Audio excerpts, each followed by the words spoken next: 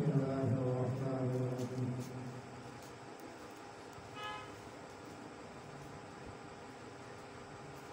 النبي أولى بالمؤمنين من أنفسهم وأزواجهم أمهاتهم قال الله تبارك وتعالى عز وجل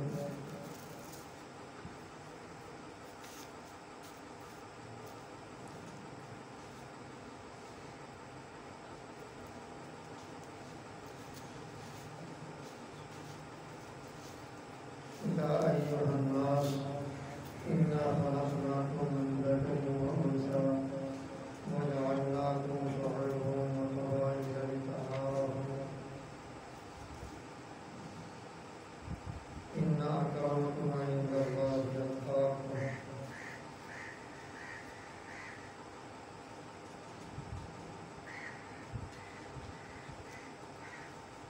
صدق الله العظيم إن الله وملائكته يصلون على النبي يا أيها الذين آمنوا صلوا عليه وسلموا تسليما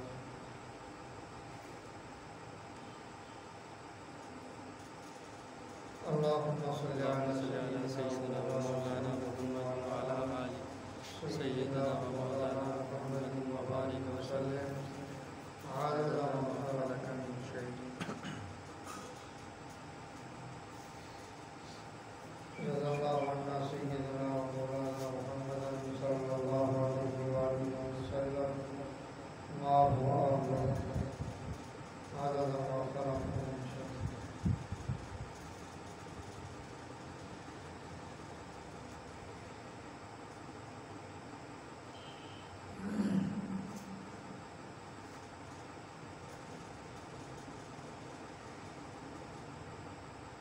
اللہ سبحانہ و تعالی اپنے محبوب کا صاحب الولاء سیدنا و مولانا محمد رسول اللہ صلی اللہ علیہ وسلم کی ذات گرامی کے ذریعے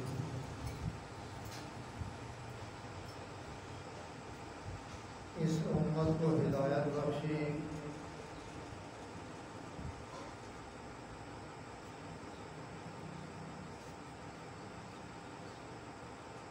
اور حضور صلی اللہ علیہ وسلم کے رفقا حضرات صحابہ رضوان اللہ تعالی علیہم اجمعین الی الابد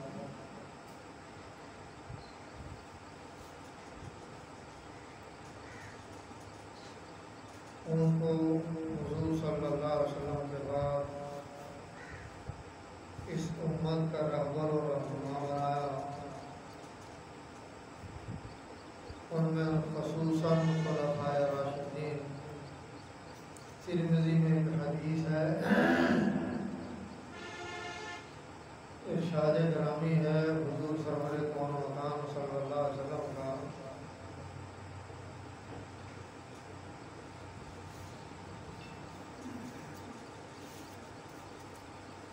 کہ میرے بعد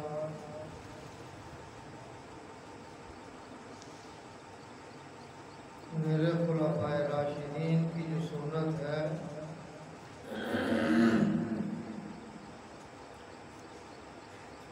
گویا کہ تمہارے لیے وہ بھی واجب ہے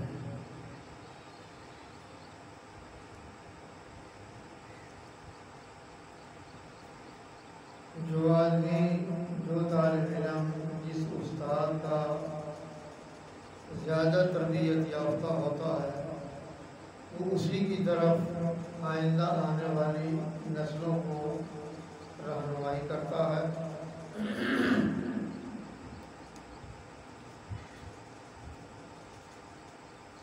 تو ارشاد یوں ہوا علیکم بسنتی و سنت الخلفاء الراشدین المہدیین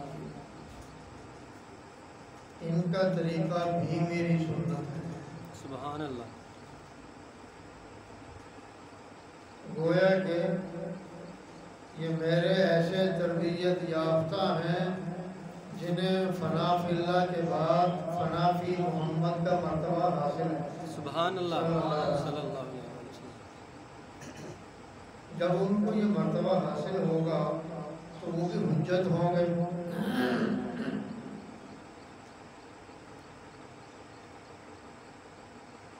بات اس میں یاد رکھنی چاہیے، حضور سرور کون مکان صلی اللہ علیہ وسلم نے سیدہ فاطمہ سلام اللہ تعالیٰ عنہا کی اولاد کو اپنی اولاد قرار دیا ہے۔ بے شک سبحان اللہ۔ آج تک امت کا اس پر اتفاق ہے کہ جب بھی کہیں لکھتے پڑھتے ہیں تو اولاد علی آل رسول، بے شک سبحان اللہ۔ یہ دو لفظ آپ نے دیکھا، آل رسول اولاد علی۔ حضور صلی اللہ علیہ وسلم نے ان کو اپنا بیٹا قرار دیا، بیٹا ہونے کے ناطے تو یہ ساری امت حضور صلی اللہ علیہ وسلم کی اولاد ہے، آپ ساری امت کے باپ ہیں، ہر نبی اپنی امت کا باپ ہوتا ہے۔ علامہ جلال الدین سیوطی رحمہ اللہ نے النبی اولیٰ بالمؤمنین من انفسہم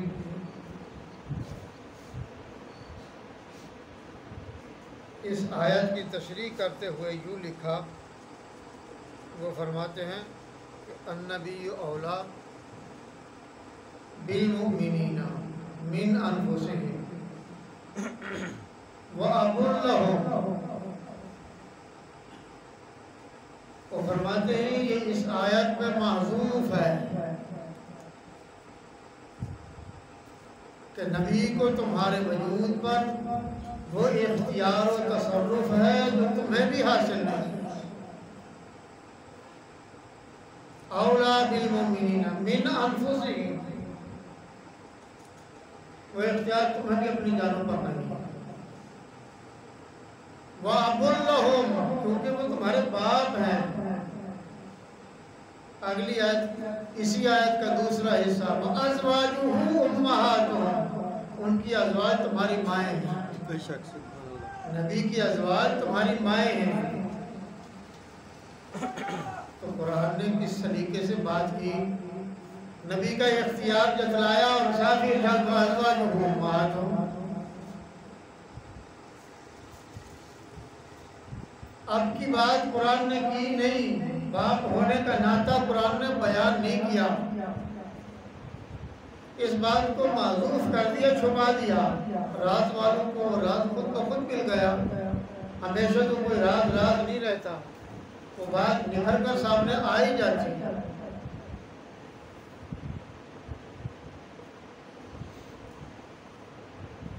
تو سیدنا علی المرتضیٰ کرم اللہ وجہہ کی اولاد کے ساتھ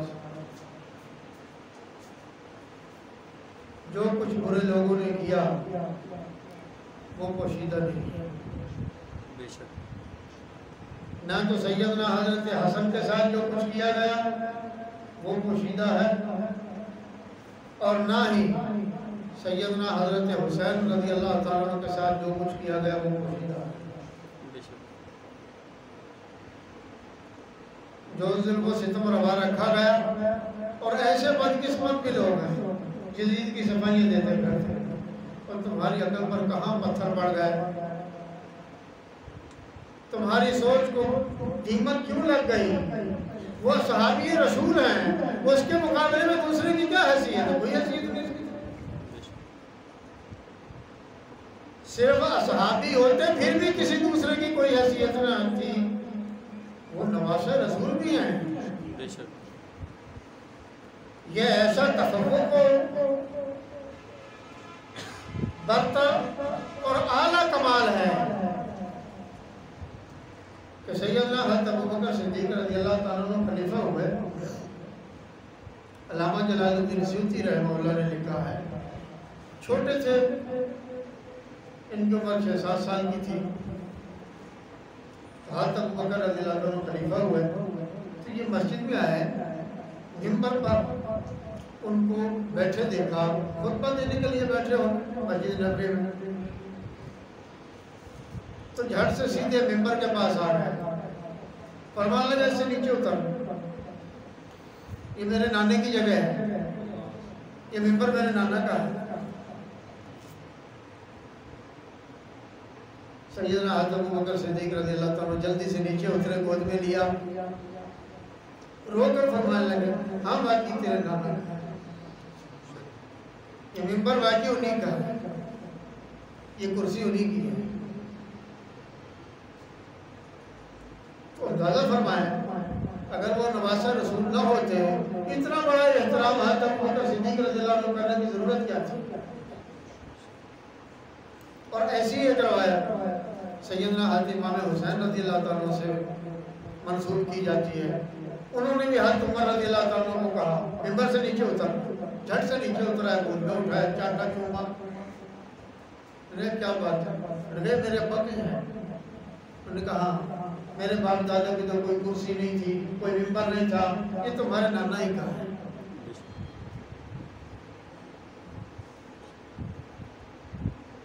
وہ عرب جن پر کل تک کوئی حکمرانی کرنا نہیں چاہتا تھا, سب میں پہلا حکمران جس کا انتخاب ہوا امام الانبیاء سرور کون و مقام صلی اللہ علیہ وسلم. آپ کا انتخاب کیا گیا, آپ مدینے میں حکمران بنے. اور حکمران بنا, بات سمجھانا چاہتا ہوں, بولیں گے کس کو حکمران بنایا گیا؟ حضور صلی اللہ علیہ وسلم. کس کو؟ باقی قبائل اپنے اپنے قبیلوں میں سردار تھے, ہر قبیلے کا اپنا چودھری ضرور تھا, لیکن پوری برادری پر, تمام قبائل پر کوئی حکمران نہیں تھا. بنتا ہی نہیں تھا, قبول ہی نہیں کرتے تھے. وہ روز تو انسانوں کی بولی گاجر کرتے تھے, ان کے نزدیک حیثیت ہی کوئی نہیں تھی, اپنا آپ منوانا جانتے تھے. بس جب ختم ہو گئے, جب نسل آئے گی وہ دیکھ لے گی تو میں.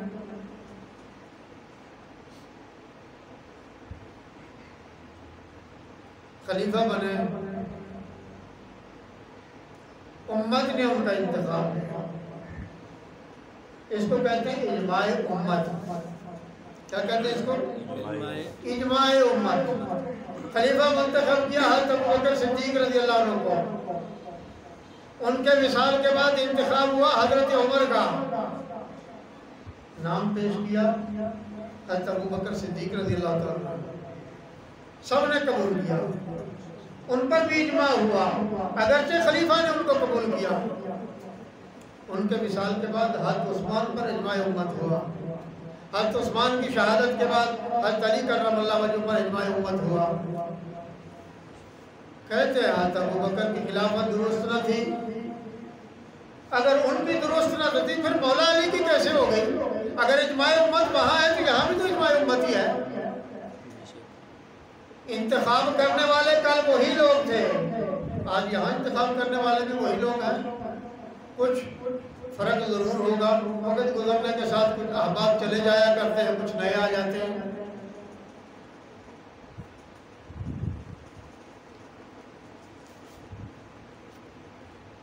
تو یہ حکمرانی چلی کہاں سے؟ امام الانبیاء صلی اللہ علیہ وسلم سے چلی. کہتے ہیں یہ حسن و حسین نے دعویٰ کیسے کر دیا؟ ان کے باپ کی کرسی ہے, تیرے باپ کی کرسی ہے. نہیں سمجھے بات؟ جی شہزادوں کی لڑائی, شہزادوں کی کہاں لڑائی تھی؟ وہ شہزادے تھے کب؟ شہزادے تو نبی کے نواسے ہیں جن کو حضور نے اپنی اولاد بنایا ہے, دوسرے تو شہزادے ہی نہیں ہیں. ہاں یہ الگ بات ہے, چوڑے کا دماغ گندگی کی وجہ سے خراب ہو, وہ دوسروں کو بھی شہزادے کہنے لگ جائے. دوسرے شہزادے کہاں ہیں؟ ان کے مقابلے کا کون تھا؟ بچے تھے. بچے تیری عقل پر کہاں پردہ پڑ گیا؟ حضور سید دو عالم صلی اللہ علیہ وسلم کا مثال ہو رہا ہے, اصحاب صفا کا چوترا موجود ہے, صحابہ موجود ہے پڑھنے والے. حضور صلی اللہ علیہ وسلم نے حضرت حسن کو کہا, حسن تو والی والا سید کا سنبھال ان کو, 6 سال کے بچے کے سپرد ہو رہا ہے. تیرے بھی 6 سال کے بچے بڑا کام کرتے ہوں گے نا, پہاڑ توڑ کر تیرے گھر لاتے ہوں گے, زمین میں ہل چلا کر کمائی کر کے لاتے ہوں گے. کہتے عمر تھوڑی تھی, تو عمر تھوڑی کوئی نہ دیکھتا رہا ہے, نبوت کی نگاہ کو بھی دیکھ. سبحان اللہ, بے شک. یہ ہم نشینی جہاں جس کو نصیب ہو جاتی ہے اس سے پوچھو. شیخ سعدی رحمہ اللہ نے کمال کی بات لکھی, فرماتے ہیں کسی کا گھر مٹی گئی, اس میں سے گلاب کے پھولوں کی خوشبو آ رہی. اس نے پوچھا مٹی ہے, مٹی میں گلاب کے پھول کی خوشبو ہوتی نہیں. یہ تو پھولوں کی خوشبو ہے، مٹی کی خوشبو ہی نہیں۔ تو صاحب حال تھا، اس نے مٹی سے پوچھا تجھ میں کیا بات ہے، گلاب کے پھول کی آ رہی؟ اس نے کہا میں گلاب کے پھولوں کی ہمسائی رہی ہوں، ان کی ہم نشینی مجھے حاصل رہی ہے، ان کا قرب مجھے حاصل ہے، اس وجہ سے مجھ سے گلاب کے پھول کی آ رہی۔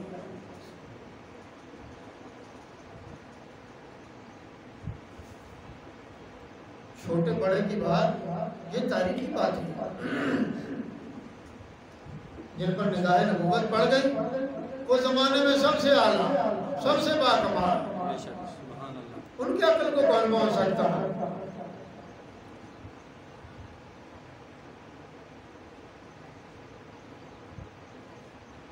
یہ 6 سے 7 سال کے ہیں، احادیث یاد کر رہی ہیں، اصحابہ ان سے روایت کر رہے ہیں، احادیث یاد کر رہی ہیں۔ اپنے ماموں سے پوچھی، شمائل ترمذی میں پڑھ کر دیکھ لو، مسند زید کو پڑھ کر دیکھ لو، نبی کے ارشادات یاد ہیں،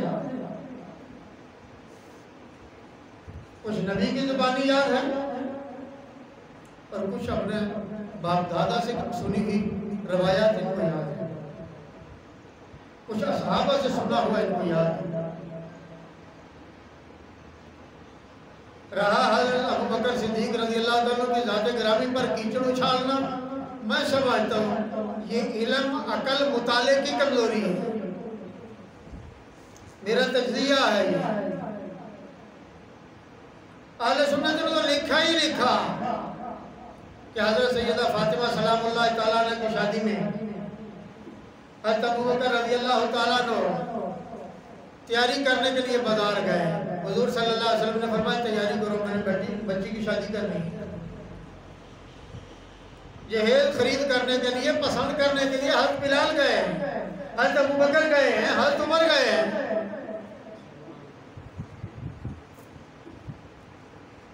پھر نکاح کے گواہ کون تھے؟ گرچہ ہوا تو انتخاب اور نکاح عرش پر ہے، لیکن دنیا میں بھی تو کچھ ہی نکاح ہوا ہوگا، اس کے گواہ کون ہے؟ اس کا نام بتاؤ ہمیں بھی۔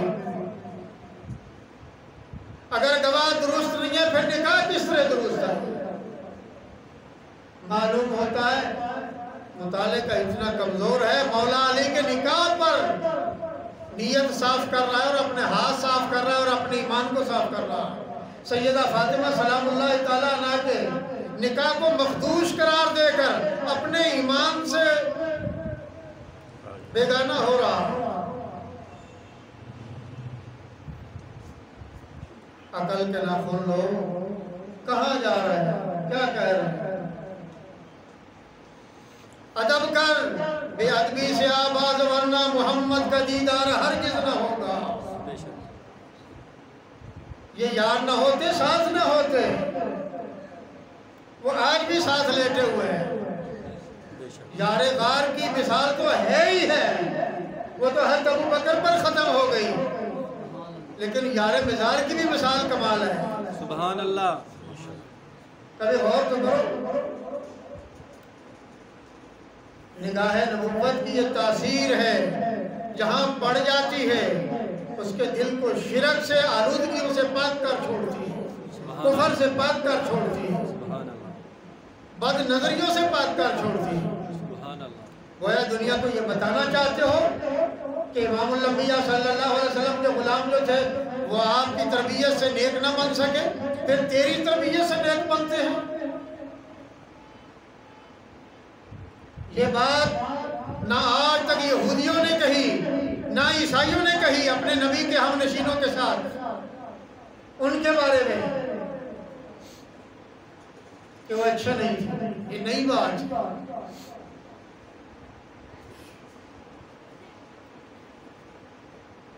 پھر کمال کی بات یہ دیکھو کہ سیدنا و مولانا حضرت مولا علی کرم اللہ وجہہ، حضرت ابوبکر صدیق رضی اللہ تعالیٰ کے ہاتھ پر بیعت ہوئے ہیں، ان کو خلیفہ آپ نے تسلیم کیا ہے۔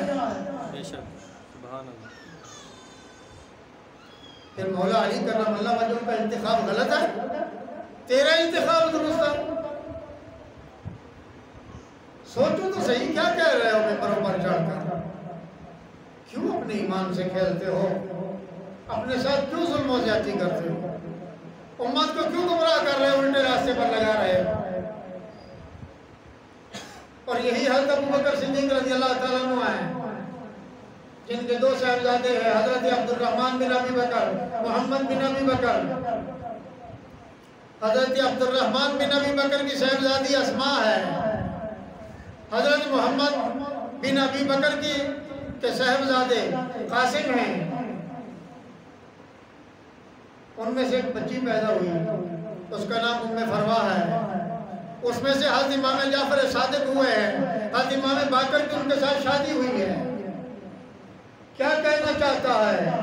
ان ساتوں اماموں پر ہاتھ صاف کرتا ہے اپنی بے ایمانی کی وجہ سے کہ یہ امام درست نہیں ہے۔ ہوش کے ناخن لو، اللہ سے ڈرو، رسول سے شرماؤ، اس سے ڈرو۔ تم نے بھی پیش ہونا ہے کل۔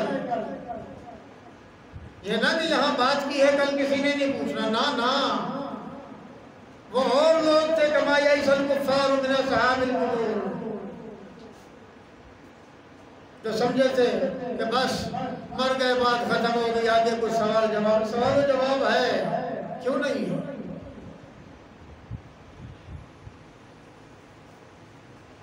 بات یہ ہے، نبی اگر باپ ہے، ان کی ازواج امہاتہم تمہاری مائیں ہیں، اور یہ فرمان ربانی قیامت کی صبح تک ہے۔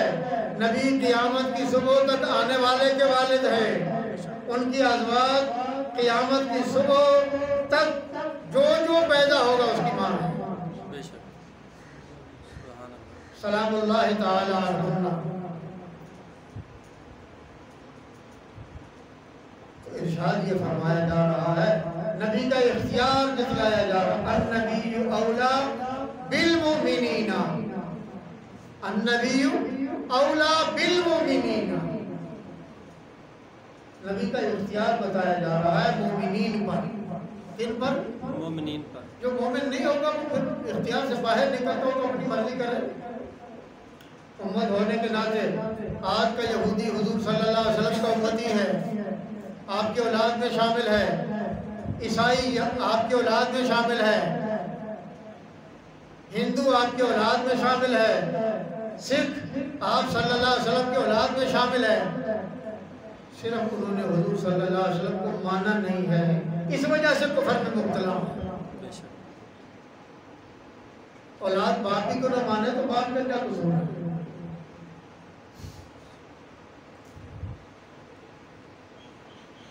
تو سیدنا حضرت امام حسن، سیدنا حضرت امام حسین رضوان اللہ تعالیٰ علیہ نے جو شان پائی ہے، جو عزت و عظمت پائی ہے، وہ نگاہ نبوت کی وجہ سے پائی ہے۔ آپ کے اولاد ہونے کے ناطے آپ نے عزت و عظمت پائی ہے۔ بے شک، سبحان اللہ۔ اور امام بخاری رحمہ اللہ سیدنا حضرت امام حسین رضی اللہ تعالیٰ سے روایت لائے ہیں،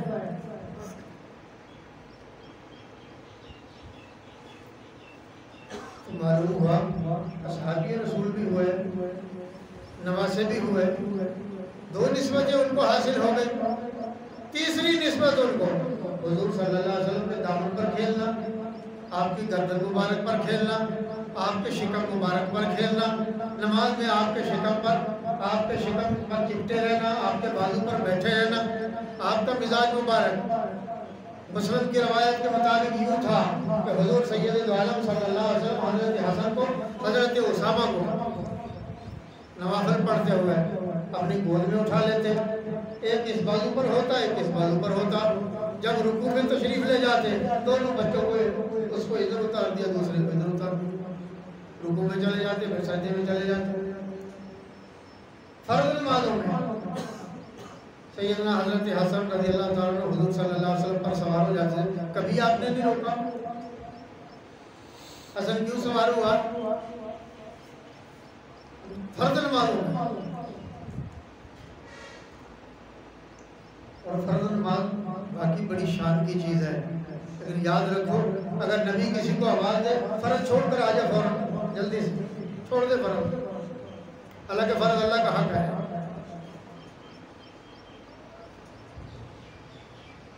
تو امام الانبیاء سرور کون مقام صلی اللہ علیہ وسلم کی گود میں کھیلنے والے، آپ کی زبان مبارک چوسنے والے، سبحان اللہ، آپ کے سینے مبارک پر کھیلنے والے،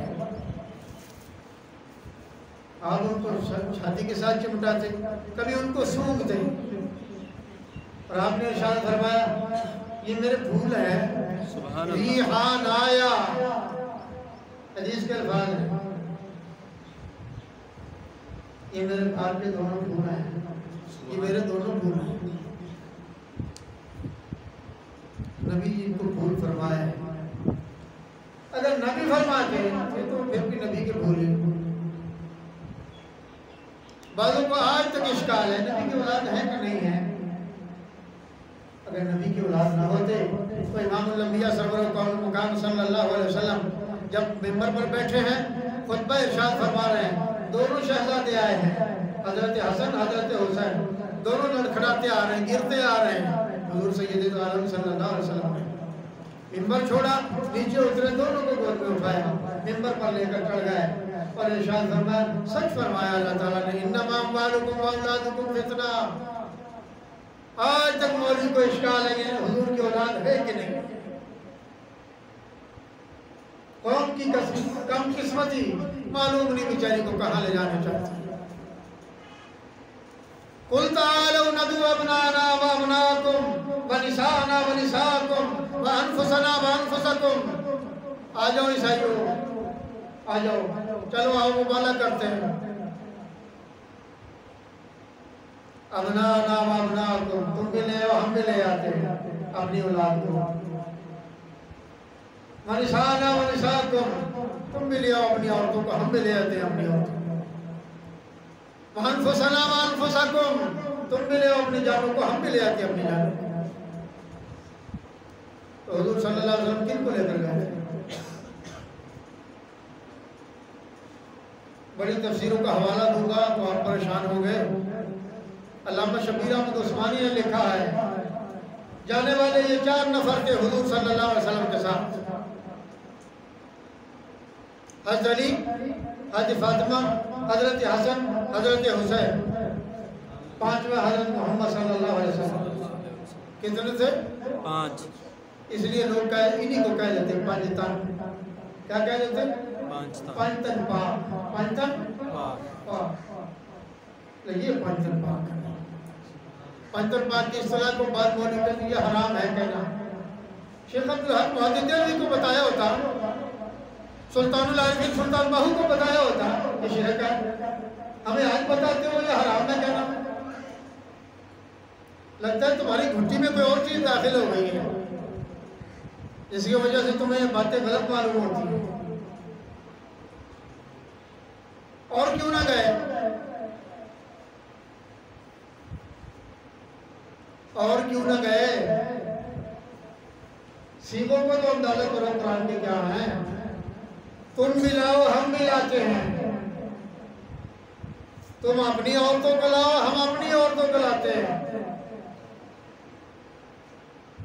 تم اپنی اولاد کو لاؤ ہم اپنی اولاد کو لاتے ہیں، تم اپنی جانوں کو لے کر آؤ ہم اپنی جانوں کو لے کر آتے ہیں۔ تو کتنے آئے؟ قل تعالوا ندعو ابناءنا، بلا لو، لے آؤ، ابناءنا وابناءکم ونساءنا ونساءکم وانفسنا وانفسکم۔ تو بیٹے پھر کس کے ہوئے؟ جن کو حضور صلی اللہ علیہ وسلم نے اپنا بیٹا قرار دیا یہ نہ کہ میرے پاس صرف یہی 2 چیزیں ماخذ ہیں، اور بھی چیزیں موجود ہیں کتاب و سنت میں۔ تو خیال فرمایا جائے امام الانبیاء صلی اللہ علیہ وسلم کے خاندان ہی میں دراڑ ڈالنے کے لیے ایک کو برا کہا جائے دوسرے کو اچھا کہا جائے، صرف اپنی عاقبت برباد کرنے کا طریقہ تو ہو سکتا ہے، کوئی سچی اور صحیح رہنمائی اس کو نہیں کہا جا سکتا۔ اللہ سبحانہ و تعالی ہمیں حضرات اہل بیت سے، حضرات صحابہ سے، ازواج مطہرات سے، حضرات اولیاء کرام سے، حضور صلی اللہ علیہ وسلم کی اولاد سے محبت نصیب فرمائے، آمین، اور ان کی محبت ہی موت کے وقت، خاتمہ بالخیر کی نشانی ہے، یہ بات یاد رکھنا۔ بے شک۔ سبحان ربک رب العزت عما یصفون وسلام